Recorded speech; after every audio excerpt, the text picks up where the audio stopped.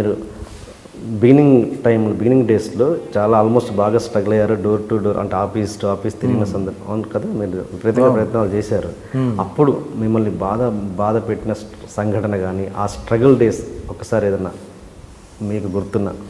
యాక్చువల్గా అది మీరు స్ట్రగుల్ అంటున్నారండి, మేము స్ట్రగుల్ అనుకోను. నేను ఇలా అది యాక్చువల్గా ఏదైనా అది మనకి ఇష్టమైన పని, ఒక డ్రీమ్ చేయాలంటే అది స్ట్రగుల్ ఎలా అవుద్ది? ఓకే ఓకే ఆ సుఖమైన పని ఫోర్స్ చేసేసి నన్ను యాక్టర్ ఎవరో ఇంట్లో పంపిస్తే అప్పుడు నేను ఇదేంటి నేను అని మన గోల్ అది beautiful experience, it's not a struggle.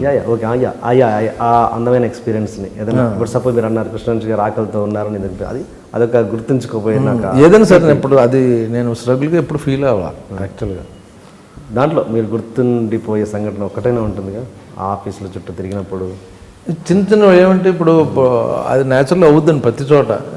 ఇప్పుడు ఒక 100 మంది ఆర్టిస్టులు వెళ్తుంటారు ఆఫీస్కి, అందరికీ జవాబు చెప్పాలి, అందరితో చేయాలి. ఎవడో ఒకటి ఇసుక్కుంటాడు కో డైరెక్టర్, ఎలా ఇప్పుడు ఎందుకు ఇప్పుడు కుదరదు డైరెక్టర్ మీట్ అవ్వడం, అలా అటువంటివి ఉన్నాయి చిన్నవి. బట్ ఆ టైంకి ఫీల్ అయ్యి తప్పించి ఇట్స్ ఎ ప్రాసెస్. ఇప్పుడు అప్పుడు బాధపడతాం, తర్వాత కరెక్టే కదా. ఇప్పుడు ఆఫీస్కి బొలంది మంది వస్తుంటారు, అందరికీ జవాబు చెప్పి అందరికీ ఇచ్చేయాలని. సో పెద్దగా అలాగా నాకు పర్టికులర్గా ఏమైపోయిందని నాకు నా ఫ్రెండ్స్ డైరెక్టర్లు అయిపోవడం, వాళ్ళతో ఉండడం వల్ల నాకు అంత బ్యాడ్ ట్రీట్మెంట్ నాకు పెద్దగా జరగలే. అసోసియేట్లు ఫ్రెండ్స్ అవ్వడం, కో డైరెక్టర్లు నా వాళ్ళే పట్టపడి డైరెక్టర్లు అయిపోవడం. నాకు బిగినింగ్లో ఏమైందంటే నాకు పోసాని కృష్ణమురళి తను చెన్నై వచ్చాడు, తెలుగు ఏదో చదువుకుని ఎంఏ చేసి వచ్చాడు. వచ్చి ఏం చేయాలనుకుని ఏదో రైటర్గా పరుచూరు గోపాలకృష్ణ గారి దగ్గర జాయిన్ అయ్యాడు అసిస్టెంట్గా. నాకు ఆపోజిట్ రూమ్ పోసాని. ఓకే, అతను పొద్దున్న లేపితే చిన్న మెష్లాగా చిన్న విండోలాగా ఉంటుంది అన్నమాట, చిన్న అక్కడి నుంచి అతను లేపితే ఇలా లేచేవాడు అనమాట.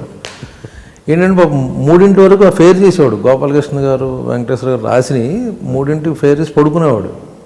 ఆ 2 hours స్లీప్ ఉండేది తనకి. తను ఫ్రెండ్ అయ్యి తన ఇన్సిడెంటే పరుచూరు గోపాల, నాకు ఎక్కువ ఆఫీసుల చుట్టూ తిరగడం కన్నా Paruchuru brothers top writers whole industry వాళ్ళ ఆఫీస్కి వచ్చేవారు. డైరెక్టర్లు కానీ ప్రొడ్యూసర్లు కానీ కో డైరెక్టర్లు ట్రై చేసేవాళ్ళు కానీ లేకపోతే ఆ సినిమాకి సంబంధించిన వాళ్ళందరూ. సో నూతన్ ప్రసాద్ గారి ఇంటి పైన పరుచూరు బ్రదర్స్ ఆఫీస్ అక్కడ, ఆ పక్కనే సూర్య, మన హీరో సూర్య వాళ్ళు ఇల్లు మాట. సో అక్కడికి వెళ్ళి ఉండేవాడు నేను. మురళి అక్కడ ఉండు అనేవాడు. సో అందరూ అక్కడికి వచ్చేవారు కాబట్టి నెమ్మదిగా మురళి మా ఫ్రెండ్ అండి అని. సో మురళి చాలా హెల్ప్ చేశాడు.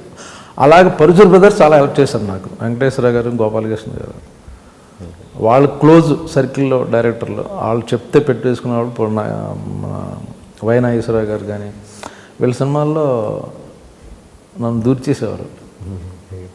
పోసాని గారు అప్పటి నుంచి రెబలేనా ఆయన మనస్తత్వం? అప్పుడు మొదటి నుంచి అలాగా అక్కడే ఉండి స్ట్రగుల్ అవుతూ తను రైటర్గా ఉంటూ మళ్ళీ ఎక్కడో తను పిహెచ్డీ చేయడానికి మళ్ళీ చెన్నై యూనివర్సిటీకి వెళ్ళి తిరిగి అంత స్ట్రగుల్ అయ్యాడు.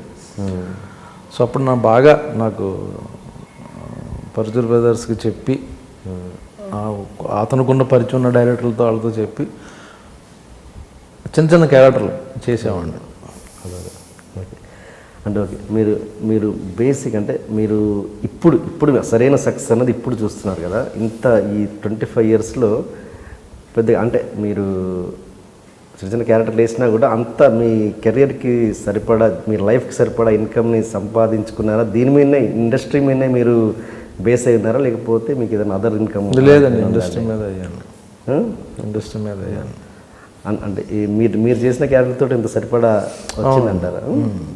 ఓకే, ఇప్పుడు సరైన బ్రేక్ కదా ఇప్పుడు అంటే. ఓకే, ఇంకేమైనా అదర్ ఉన్నదా? లేదు.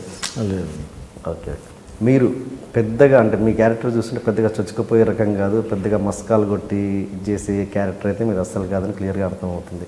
ఎలా గెట్ ఆన్ అవ్వగలిగారు ఇండస్ట్రీలో? జెన్యూన్గా ఉంటే వర్కౌట్ అవుద్దని మేబీ లేట్ అవ్వచ్చు. ట్రూత్ఫుల్గా, జెన్యూన్గా, సిన్సియర్గా ఉంటే ఎవరితోనైనా సరే.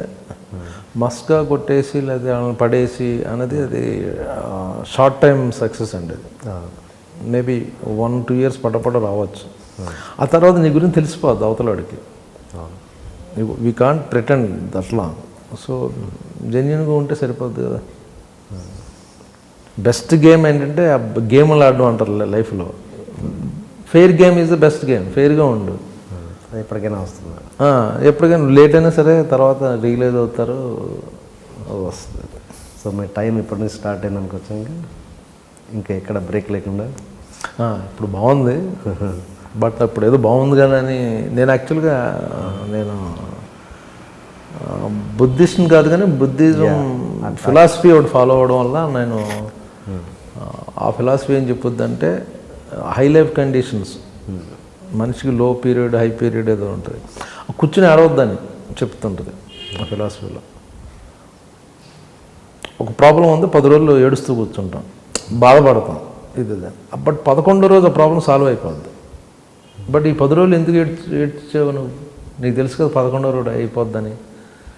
సో ఆ ఫిలాసఫీ వల్ల నేను ఎప్పుడు నా ఫ్యూచర్ ఉంది అని నేను కృంగిపోలా. ఓకే. సో కాన్ఫిడెంట్గా ఉన్నా. సో అది చాంటింగ్ చేసాం అనమాట. అది ఇట్స్ అబౌట్ లోటస్ సూత్రం, నమ్యో రింగే కానీ. So morning and evening chanting చేస్తా. దానివల్ల నాకు ఇప్పుడు సక్సెస్ వచ్చిందని ఎగిరిపోవడం లేదు, అలాగ ఫ్లాప్ కదా అని లేకపోతే ఏం బాగుంటలేదని కూర్చొని ఆడవడం జరగలేదండి. మీరు బుద్ధిజంకి అట్రాక్ట్ అవ్వడానికి ఏంటి రీజన్? నా వైఫ్ తను బాగా ప్రాక్టీస్ చేస్తుంది. ఓకే. సో దాని ద్వారా నాకు కూడా చెప్పడం చూడడం నచ్చింది నాకు. It's not about philosophy. ఇప్పుడు ఏంటంటే మనం ఏం చేస్తామంటే నా గురించి నేను ప్రే చేసుకుంటాను. తిరుపతి బాలాజీ దగ్గరికి వెళ్ళి ఆ దేవుడి దగ్గరికి వెళ్ళి నాకు ఇది ఫలానా కావాలి, నాకు ఫలానా కావాలని. ఈ ఫిలాసఫీలో ఏంటంటే ఎదుటి వాళ్ళ గురించి కూడా వాళ్ళ హ్యాపీనెస్కి నువ్వు ప్రే చేస్తే యూ గెట్ బెనిఫిట్. ఎగ్జాక్ట్లీ. మీరు సపోజ్ మీరు మీ శ్రేయస్సు గురించి మీ బాగు గురించి నేను ప్రే చేస్తే ఆటోమేటిక్గా ఇండైరెక్ట్గా నాకు కూడా బెనిఫిట్ వస్తుంది. ఎగ్జాక్ట్లీ. మీది బాగా ఆదర్శవంతమైన వివాహం. అది అంటే ఎలాగంటే మీరు ఓపెన్గా ఉన్నారు, మీరు ప్రతి విషయాన్ని ఏది సీక్రెట్గా ఉంచుకోలేదు, professional thing and personal thing. And చెప్పారు మీరే చాలాసార్లు ఓపెన్గా. మీది మీ వైఫ్కి సెకండ్ మ్యారేజ్ అండ్ మీరు అని అంటే మీరు ఎలా జరిగింది మీ లవ్ స్టోరీ? అంటే మీ లవ్ స్టోరీ ఎలా జరిగింది చెప్తారా కొంచెం? ఒకసారి చెన్నైలో ఉండేవాడిని, పరిచయం అవడం, వాళ్ళు తను అలా హస్బెండ్ని డైవర్స్ ఇచ్చిన తర్వాత కొన్నాళ్ళు మేము జర్నీ చేసాం. తర్వాత నేను ఇద్దరం పెళ్లి చేసుకున్నాను. అంటే ఎక్కడో ఏమంటారు కనెక్ట్ అయిన విషయాలు ఉంటాయి కదా, ఎందుకంటే అది రెగ్యులర్ మ్యారేజ్ కాదు కాబట్టి అడుగుతున్నాను. ఇప్పుడు అందరూ అలా చేసుకుంటున్నారు. రెగ్యులర్ ఏముంది అందులో, ఇర్రెగ్యులారిటీ ఏముంది? అంటే